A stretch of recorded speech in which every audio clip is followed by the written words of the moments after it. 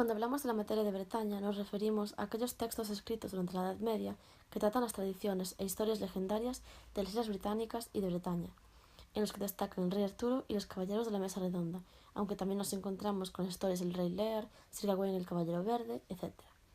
Estas son historias ambientadas en paisajes montañosos, verdes arboledas, enclaves occidentales bañados por las aguas de los ríos o del océano Atlántico, creando todo un ambiente casi mágico y fantástico.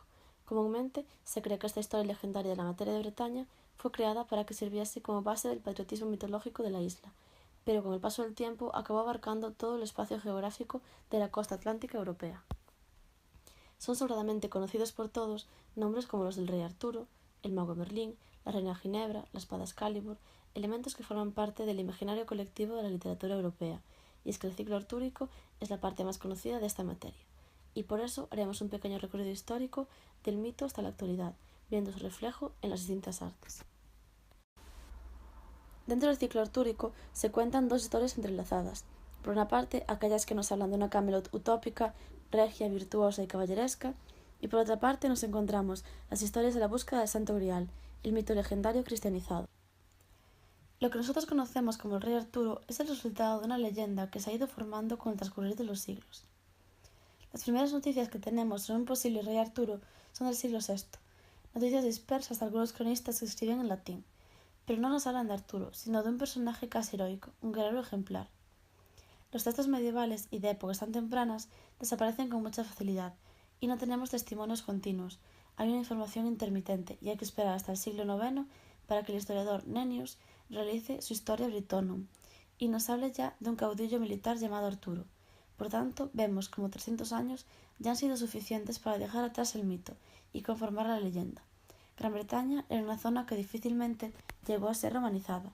Por lo tanto, la Iglesia intentó cristianizar a este héroe local, convertirlo en el defensor de los intereses de la Iglesia y en el gran caudillo militar cristiano, para concienciar al pueblo en la nueva fe.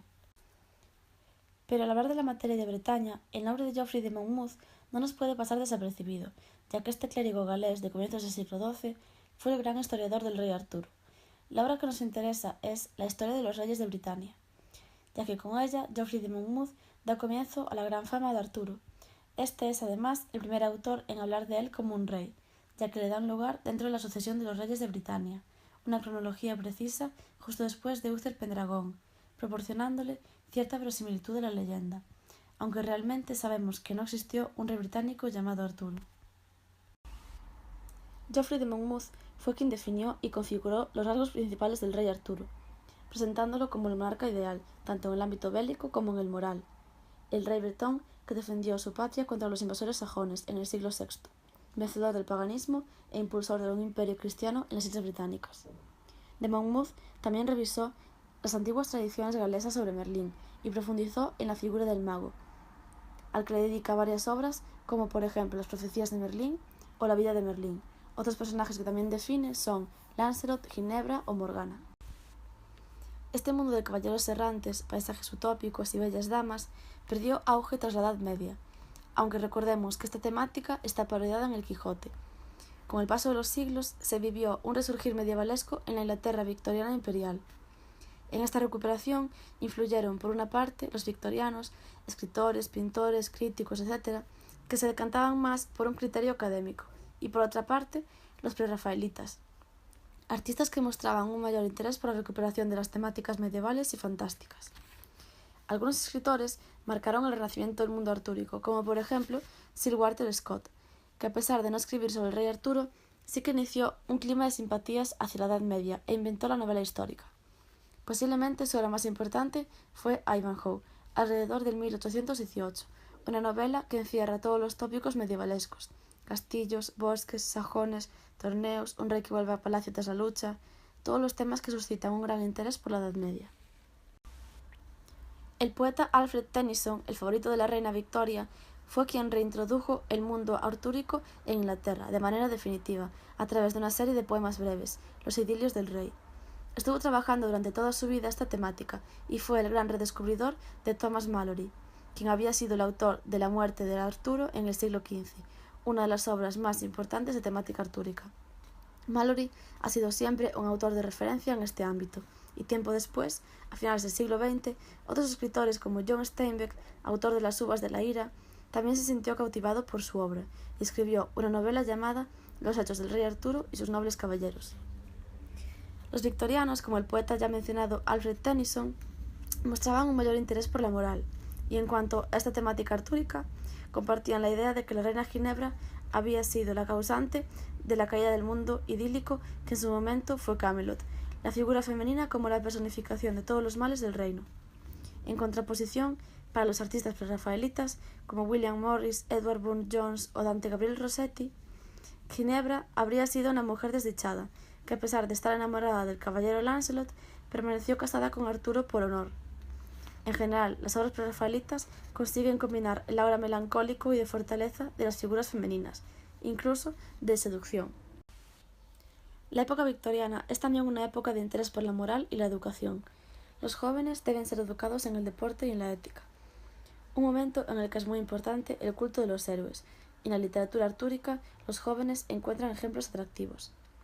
Ese mundo heroico y caballeresco está plenamente arraigado en esa Inglaterra, pero aquellos años gloriosos acaban con el desastre de la Primera Guerra Mundial.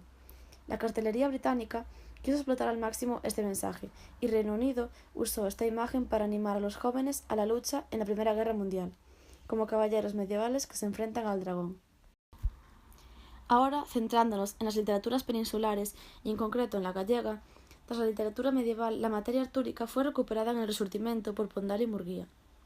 Uno de los elementos comunes de la materia de Bretaña con la literatura gallega se asienta en la construcción de un pasado mítico, pero también, bajo el punto de vista de la ecocrítica, en el tratamiento de la naturaleza como conformadora de la identidad. Cabarillas inicia La noite estelecida con una escena en Camelot durante la Navidad, uniendo celtismo y cristianismo. Esta temática será continuada por Cunqueiro en Merlín y familia, y por Xosé Luis Méndez Ferrín en obras como Percival e outras historias o Amor de Artur. En el imaginario que la historia del arte nos ha aportado, siempre está presente el elemento positivo en el caballero, Arturo, Merlín, Gawain, Lancelot. Sin embargo, ha prevalecido una visión negativa de las mujeres, principalmente de Morgana.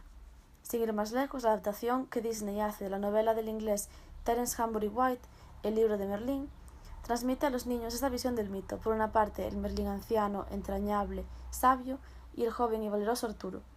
Morgana, en cambio, forma parte de las maléficas de Disney, que utiliza sus poderes para el mal. Llegados a este punto, es necesario dejar atrás el modelo tradicional que conocemos de la leyenda artúrica para estudiar otras posibilidades. Esto es lo que hizo hace unos años la escritora compostelana Begoña Camaño en su novela Morgana en Esmelle, quien revisó el mito e investigó la mitología atlántica y nos aproxima a una historia totalmente diferente, desde una perspectiva femenina, dándole voz a las mujeres que en otras ocasiones no la tenían, siendo ahora Morgana y Viviana las protagonistas de su discurso. Begoña Camaño conecta con la tradición europea medieval, con la materia de Bretaña y con la literatura gallega contemporánea. Integrado en el contexto gallego, en la obra de Cunqueiro Merlín e familia, Merlín recibe en Miranda, en la selva de Esmelle, a todo aquel que busca en él consejo. Y es hasta la misma selva, la selva de Esmelle, la que da título a la obra de Begoña Camaño. Cunqueiro decía esto de Esmelle: «Quizabes, mellor que decila, fora pintala». Y el diseñador gráfico gallego Fausto Ceis Horna así la ilustró con homenaje en el 50 aniversario de Merlín y familia. Las palabras de Begoña Camaño recrean ahora una nueva Esmelle en clave feminista. Mientras Cunqueiro nos mostraba un Merlín afable, resultado de la cristianización del mito en la Edad Media, ahora Begoña Camaño vuelve sobre la idea negativa de Merlín como hechicero y conspirador. En cambio, ensalza positivamente los personajes femeninos, especialmente de Morgana, la protagonista. Crea un diálogo fantástico, innovador y onírico, en el que las mujeres están retratadas de una manera determinada, huye de estereotipos y recrea poderosos personajes femeninos, mujeres libres, inteligentes, justas, diplomáticas y republicanas, mujeres sabias, líderes e independientes. Así nos lo cuenta en esta presentación de su obra. Tedes, pois, ante vos, máis que unha narradora, unha sorte de meiga de ínfima categoría. Vou vertendo nunha pota chisquiños de ingredientes roubados daqui e acolá, remeso, e chas, xorde un relato que semella obra miña, pero que en realidade é como esas colchas tecidas con retallos vellos. Unha historia creada coas imaxes xordidas de outras historias prestadas, cos refugallos e cadra das historias que a min me chegaron. As protagonistas principais das miñas historias, das que escribín e das que aínda son apenas ideas esbozadas na miña cabeza, son mulleres fortes e apaixoadas. Unha escolla que tampouco é mérito meu e tamén non é casual. E non só pola miña condición de feminista, convencida, declarada e militante, que me obriga a combater o sexismo e a discriminación histórica do feminino, situando as mulleres nos primeiros planos, baixo os focos da miña imaginación e, polo tanto, tamén da imaginación das e dos meus posibles lectores, senón porque a súa condición de silenciadas, de excluídas, de secundarias obrigadas, dotas dun potencial máxico incalculable. Si nos fijamos en la portada de Morgana Esmelle, Begoña Camaño eligió la pintura La seducción de Merlín para ilustrar su novela, obra del artista prerrafaelita antes mencionado, Edward Burne-Jones. Pero no solo la literatura o la pintura abarcaron esta temática. El cine es un buen ejemplo de ello. Adapta el mito y nos transporta en el tiempo recreando una Bretaña maravillosa, donde existían valores como el honor, la solidaridad entre caballeros, la templanza, la lealtad, cualidades perdidas en la sociedad actual.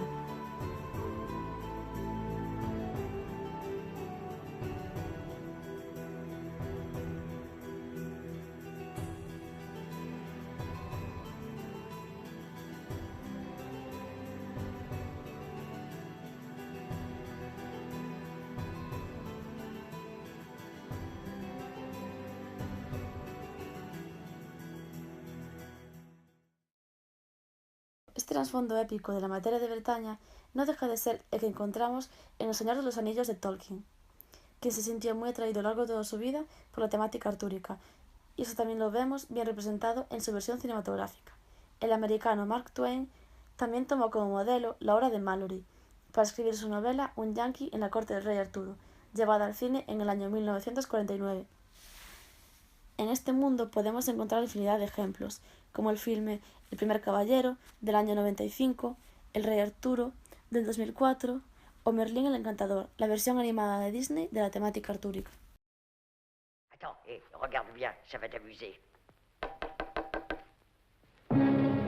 Egetus, fegetus, zambracapon. On vous demande toute votre attention. Nous faisons les bagages et nous partons. Mais non, pas toi. Les livres d'abord, voyons. Rockety, pockety, walkety, walk, abracabradabranag.